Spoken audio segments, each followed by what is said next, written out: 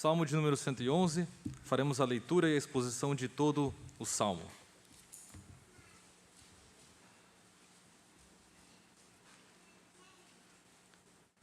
Salmo de número 111, assim diz a inerrante palavra do nosso Deus. Aleluia!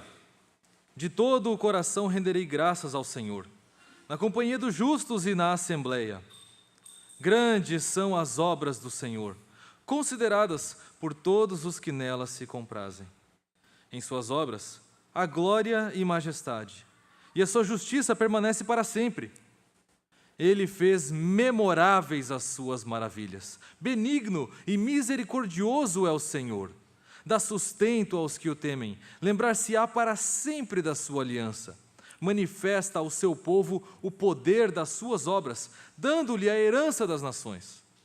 As obras de suas mãos são verdade e justiça. Fiéis todos os seus preceitos. Estáveis são eles para todo o sempre, instituídos em fidelidade e retidão. Enviou ao seu povo a redenção. Estabeleceu para sempre a sua aliança. Santo e tremendo é o seu nome. O temor do Senhor é o princípio da sabedoria. Revelam prudência todos os que o praticam. O seu louvor permanece para sempre. Até aqui a leitura da palavra de Deus. Oremos ao Senhor, clamando pela iluminação do Espírito Santo. Amado Deus, tua palavra foi lida, tua palavra não falha, não erra, mas nós falhamos e erramos, Senhor. Assim nós carecemos de ti, Deus, para que o teu Espírito que inspirou esta palavra ilumine o nosso coração, para que nós a entendamos com clareza, para que nós a entendamos em verdade e para que nós a amemos e pratiquemos. Desvenda os nossos olhos para contemplarmos as maravilhas da tua lei e dá-nos um coração que guarda a tua palavra para não pecarmos contra ti. Esta é a nossa oração e a fazemos em nome de Cristo Jesus. Amém. Amados irmãos, o nosso mundo é um mundo confuso de acontecimentos confusos, que por vezes nos levam a perguntar, por quê? Por que, Senhor? Por que que as obras da tua providência são assim? A providência de Deus, por vezes, nos deixa perplexos. Nós sabemos que Deus controla todas as coisas. Nós sabemos que Deus não só decretou todas as coisas, mas Ele conduz todas as coisas e controla todas as criaturas para que tudo aquilo que aconteça no mundo aconteça debaixo da sua soberania para um propósito específico. Mas isso não nos impede de, por vezes, ficarmos surpresos, preocupados, ansiosos e até mesmo atemorizados com aquilo que nos cerca. E perguntamos, por que, Senhor? Por que isso? Por que comigo? Por que agora? O Salmo 111 traz uma nova perspectiva. O Salmo 111 é um acróstico. Sabe o que é acróstico? Lembra do acróstico lá da escola? Cada frase começando com uma letra. Pois é, o alfabeto hebraico está todo aqui no Salmo 111. Se você olhar para o Salmo 111 na sua Bíblia e ela estiver bem formatada, você vai contar e abaixo de aleluia você vai ver 22 linhas. Não conte agora, por favor, conte em casa, confie em mim. 22 linhas, representando as 22 letras do alfabeto hebraico. De A a Z, ou no caso, de Aleph a Tav. O salmista quer bem dizer a Deus pela sua providência, pela maneira como Ele executa as suas obras. O salmista, em vez de tentar discernir coisas secretas de Deus, ele confia na misericórdia e na bondade do Senhor. Em vez de recorrer à especulação, ele convida a congregação ao louvor ao Senhor, a render graças ao seu nome. O Espírito Santo, por meio do salmista, deseja nos encorajar a fazer o mesmo, a bendizer o Senhor, a louvá-lo pela sua providência, que controla toda a história pela sua poderosa mão. Por isso o título do sermão desta manhã é Bendita Providência do Senhor da História. A bendita providência do Senhor da História. Neste salmo, nós iremos bendizer, descrever e responder à providência do Senhor. bendizer, descrever e responder à providência do Senhor. Em primeiro lugar, então, começando pela bendição. O Salmo 111 começa bendizendo a providência de Deus. Tudo o que está aqui nesse Salmo 111 acontece em um ambiente de culto. Nós percebemos que logo no verso 1 é descrito que o salmista está na companhia dos justos e na assembleia. É culto a Deus, é a casa de Deus, quando o povo se reúne. Nós estamos em culto. E neste culto, logo no início, o salmista convoca: aleluia. Aleluia não é uma expressão sem sentido. Aleluia é uma convocação, ela significa louve ao Senhor. Louve ao Senhor. E em seguida, ele coloca o seu próprio propósito. Aquilo que ele vai fazer, ele declara: eu, de todo o coração, renderei graças ao Senhor. Este é o compromisso do salmista, render graças. E com este compromisso ele convoca a toda a congregação: deem graças comigo, louvem comigo. Aleluia! Mas por quê? Qual é o motivo de louvar ao Senhor e de dar graças ao Senhor? Os versos 2 e 3 irão nos explicar algumas razões para isso. E o fato é que as obras do Senhor são o motivo para o seu louvor. As obras do Senhor nos versos 2 e 3 são descritas como grandes, como gloriosas, majestosas, obras que revelam a justiça de Deus que permanece para sempre. O fato de que o Senhor faz aquilo que é correto sempre está estampado em todas as suas obras. E o Senhor não muda. Sua justiça não muda. E por isso, para sempre, ela permanece. Aqueles que enxergam isso com clareza são descritos no verso 2 como aqueles que nelas se comprazem. Comprazer significa ter prazer em algo, alegrar-se com algo, apreciar algo. Essas pessoas que apreciam as obras de Deus, que se alegram nas obras de Deus, então irão considerá-las, irão estudá-las, irão meditar nelas, irão buscá-las intensamente. Essas pessoas que amam o Senhor e amam suas obras, buscam entender a mensagem que elas comunicam. Amados, será que nós temos esses olhos? Será que nós temos olhos para enxergar a grandeza, a majestade, a glória e a justiça das obras de Deus? Será que nós temos olhos para ver a maneira como Ele conduz a história e exclamar: aleluia?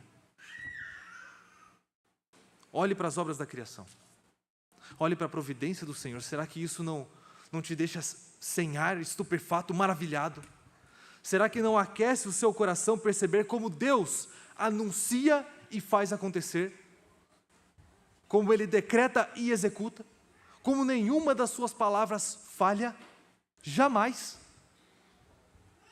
Isso deve aquecer o nosso coração. Perceber que reinos vêm e vão, imperadores se levantam e são derribados. Nenhum poder subsiste diante do Senhor. Quem permanece é o Senhor. Quem permanece é a sua obra. Quem permanece é o seu propósito. E quem permanece é o seu povo, a sua igreja. Tudo o mais desvanece, mas o seu povo está lá para louvar o Deus que permanece para sempre. Ele conduz tudo, controla tudo, governa tudo de tal maneira que supera as expectativas e as previsões humanas. Homens fazem planos maus, planos de dominação, planos de perpetuação no poder. Mas o desígnio vem do Senhor. O desígnio do Senhor permanece. Isso é maravilhoso. As obras de Deus são grandes. Nós precisamos olhar para elas e bem dizer ao Senhor por causa delas. As suas obras são realmente majestosas e devemos encontrar prazer nelas. Bendiga o Senhor. Louve o Senhor pela sua bendita providência. Mas depois de bem dizer a providência de Deus, o salmista prossegue a partir do verso 4, descrevendo qual é esta providência de Deus. E aqui nós entramos na seara da providência especial do Senhor para o seu povo. Como diz a nossa confissão de fé, o Senhor, de um modo muito especial, cuida da igreja e tudo dispõe para o bem dela. É isso que a gente vai ler a partir do verso 4 até o verso 9 do Salmo de número 111. No verso 4, diz que ele fez memoráveis as suas maravilhas. Ou numa outra tradução, Deus construiu um memorial para as suas maravilhas. O tema do memorial é muito presente na vida do povo de Deus. Quando nós lemos o Pentateuco, especialmente, nós vemos várias vezes lá o tema do memorial. O nome Yahvé, o nome que é traduzido por Senhor em letras maiúsculas na nossa Bíblia, Yahvé, é chamado de memorial. A festa da Páscoa é chamada de memorial. O livro da lei e aquilo que está escrito nele é chamado de memorial. E se os irmãos estão familiarizados com a história da Escritura Sagrada, sabem que a segunda geração do deserto atravessou o Rio Jordão. E tendo atravessado, Moisés convocou 12 homens para carregarem 12 pedras e construir um memorial. Qual é o objetivo dos memoriais? Suscitar perguntas. Quando seus filhos perguntarem o que é isso, quando seus filhos perguntarem o que é aquilo, respondam. O memorial serve para lembrar o povo de Deus das maravilhas que ele fez na história da redenção. Deus deseja que o seu povo se lembre da sua bendita providência, das maravilhas que ele realizou para o seu bem. A primeira providência de Deus nem parece uma providência nesse texto, mas está ainda no verso 4.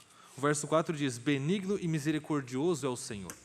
No texto hebraico isso fica um pouco mais claro. Essa é um eco, ou praticamente uma citação de Êxodo 34, quando Deus declara o seu nome para Moisés. Moisés pediu para ver a face de Deus. Deus falou: ninguém verá a minha face e permanecerá vivo, mas eu vou deixar que você contemple a minha glória pelas costas. E aí, naquela cena, Deus passa por Moisés e declara o seu nome: Senhor, Senhor Deus compassivo, clemente e longânimo e grande em misericórdia e fidelidade.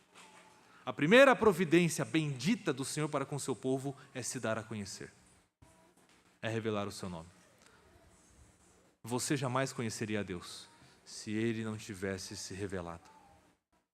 O fato de Ele se revelar é graça, é bendita providência que Ele deu especialmente ao seu povo. Ao mundo, na sua providência geral, na sua revelação geral, Deus proclama que Ele existe e Ele é todo-poderoso. Ao seu povo, Ele proclama e se revela como misericordioso, fiel, clemente, longânimo. Esse é o nosso Deus. E nós o conhecemos. E nós devemos nos lembrar disso.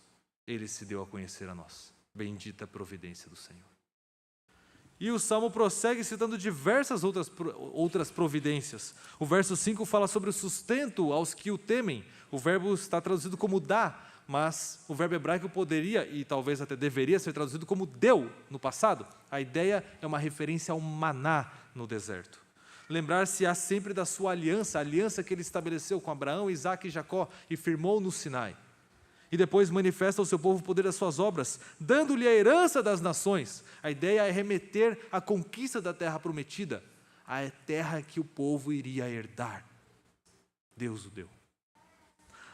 Nos versos 7 e 8, a ênfase está na lei do Senhor, que foi dada no Monte Sinai, propriedade especial do povo de Deus. E nós falaremos mais sobre isso na nossa escola bíblica dominical de hoje. Os preceitos do Senhor são descritos como verdade, justiça, fiéis, estáveis, instituídos em fidelidade e retidão. Como Cristo afirmou acerca da lei de Deus, nenhum tio dela se passará até que tudo se cumpra. Tudo isso que Deus deu ao seu povo, a redenção, a salvação, é bendita providência. E nós devemos nos lembrar disso. De fato, o verso 9 resume tudo isso nesses termos. O verso 9 expressa esse resumo belíssimo da bendita providência, dizendo: enviou ao seu povo a redenção. Redenção é uma palavra raríssima no texto hebraico. Raríssima. Na forma como ela está aqui, ela aparece só 4 vezes. E ela faz referência ao que aconteceu com o povo no Egito. Redenção significa uma libertação a partir de um preço pago. O povo é liberto do Egito, da escravidão para a herança das nações. De escravos a livres. de oprimidos a benditos. Quem pagou o preço? O Cordeiro Pascal. O preço da libertação do povo do Egito foi pago pelo Cordeiro Pascal. De igual maneira, o Senhor enviou sua redenção a nós. Nós fomos libertos da escravidão ao pecado e colocados então dentro da bendita providência de Deus para sermos peregrinos em direção à Nova Jerusalém. Quem fez isso foi o Senhor. Quem pagou o preço? O Cordeiro Pascal. Jesus Cristo. Jesus Cristo morreu a morte do povo de Deus, do rebanho do Senhor, para que nós desfrutássemos de vida, de redenção. Libertos agora da Babilônia, do pecado, do Egito, migramos, peregrinamos para a terra prometida. E o Salmo 111 ainda cita que o Senhor estabeleceu para sempre a sua aliança, isso ainda no verso 9. Estabeleceu para sempre a sua aliança.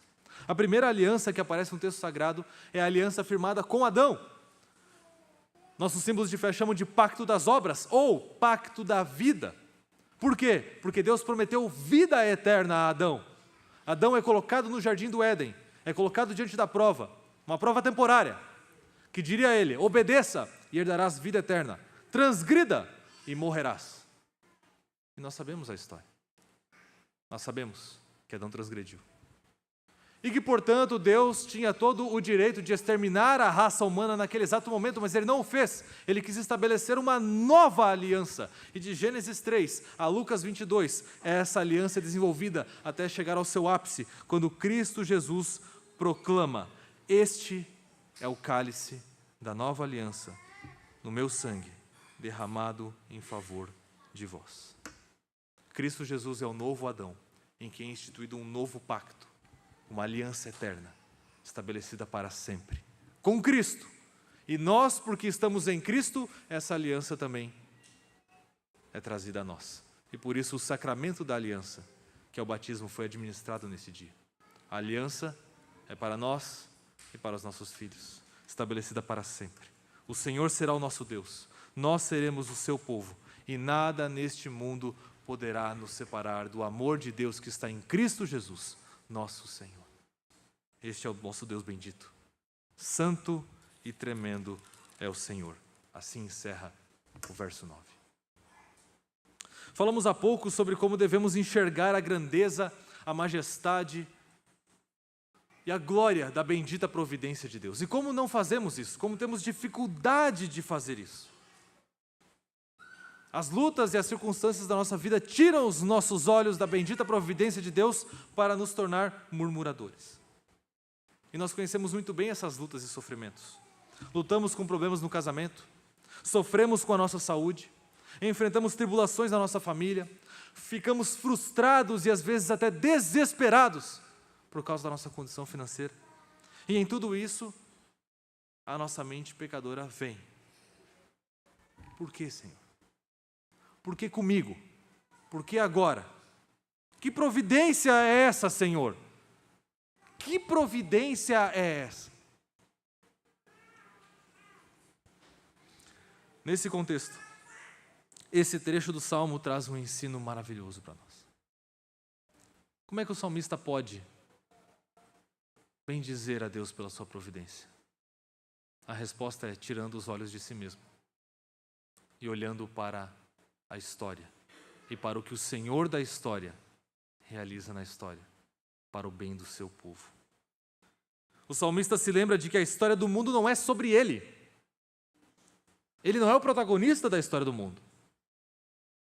A história do mundo é sobre o Senhor e sobre a sua glória e sobre o fato de que Ele prometeu que encheria a terra com a sua glória como as águas cobrem o mar, e Ele o fará, independente dos homens. Querendo os homens ou não, Deus o fará. Ele estabelecerá justiça e misericórdia em toda a terra. Ele prometeu e Ele cumprirá. E assim o salmista encontra forças para bendizer ao Senhor pela sua providência. E nós também, queridos. Nós também. Como que nós começamos a bendizer a Deus pela sua providência? Tirando os olhos de nós mesmos. Não somos o centro do mundo. Nós temos essa tendência de achar que a história é sobre nós, de que achar que nós somos o protagonista da história do universo, ou pelo menos da nossa própria história. Você é o protagonista da sua história. Quem nunca leu isso na rede social? Eu tenho uma novidade para você. Não é. Você não é o protagonista nem da sua história e muito menos da história do universo. O protagonista é Cristo. Cristo é o personagem principal da história. A Cristo é rendida toda a glória, todo o louvor, por tudo aquilo que é feito e que deixa de ser feito. A Cristo, toda a história comunicará majestade, louvor e glória para todos sempre. É assim que nós precisamos parar de olhar para as circunstâncias e começar a colocá-las em perspectiva naquilo que Cristo está sendo glorificado pelas circunstâncias, em vez de como elas estão nos fazendo sofrer ou não obter aquilo que desejamos. Não que o sofrimento não seja real. Ele é real. Ele é o testemunho de um mundo caído. É um testemunho de um mundo que ainda não foi recriado perfeitamente para a glória de Deus. Mas agora este sofrimento é ressignificado, porque na nova aliança, aqueles que sofrem, não sofrem mais o castigo de Deus, mas sofrem as primícias das dores de parto da nova criação. Este é o nosso sofrimento. Nosso sofrimento olha para a frente, olha para o fato de que o nosso corpo está se desintegrando, a fim de que um novo corpo, incorruptível, ressurreto dentre os mortos, se erija no último dia, à semelhança de Cristo Jesus, para habitar com Ele para todo sempre. É isso que mata o poder do pecado, meus irmãos. É isso que nos faz glorificar a Deus e se alegrar nele para todo sempre. É isso que nos faz exaltá-lo em meio ao sofrimento. Perceber que não somos o centro da história. E perceber que a história é sobre Cristo e a sua glória. E se no meu sofrimento Cristo está sendo glorificado pela minha manifestação de testemunho nele, pela minha confiança nele, pela minha fidelidade a ele, então isso é maravilhoso. Então Deus está fazendo uma excelente obra em mim. E Ele merece ser louvado e magnificado por aquilo que Ele faz. Mesmo que eu não entenda. Foi assim que Paulo escreveu aos Filipenses. Vos foi concedida a graça de padecerdes por Cristo e não somente de crerdes nele. É uma graça sofrer por Cristo. O sofrimento é inevitável. Todos sofrerão neste lado da eternidade. E Pedro coloca isso num contraste muito claro na sua primeira carta. Se você sofre por aquilo que é mal, que proveito há? Você está sofrendo pelos seus próprios pecados. Mas se você sofre por amor a Cristo Jesus e para a glória de Cristo Jesus, então você é bem-aventurado. Se você é perseguido por causa da justiça, então você é bem-aventurado. Se é para sofrer, que seja sofrimento dentro da história da redenção. Se é para sofrer, que seja sofrimento para a glória de Cristo. E por fim, o Salmo 111 termina com a nossa resposta ao Senhor da obediência. Ele diz no verso 10, o temor do Senhor é o princípio da sabedoria, revelam prudência a todos os que o praticam. O seu louvor permanece para sempre. Temor, obediência e louvor. Essa é a nossa resposta ao Senhor, ao contemplarmos as suas obras. Temor para alcançar sabedoria, obediência para alcançar prudência e louvor. Porque é isso que o Senhor merece. E porque é isso que os santos farão por toda a eternidade. Amados, para concluir o sermão desta manhã, eu quero confessar algo aos irmãos. Eu quero confessar que eu não sou um homem de me emocionar muito, não. Eu não sou um homem de chorar com facilidade, não é o meu costume. Mas tem uma música que realmente me emociona sempre que eu a ouço. É uma música que se chama Tapeceiro, ela é interpretada por um cantor chamado Stênio Márcios. E nesta música, uma verdadeira obra de arte.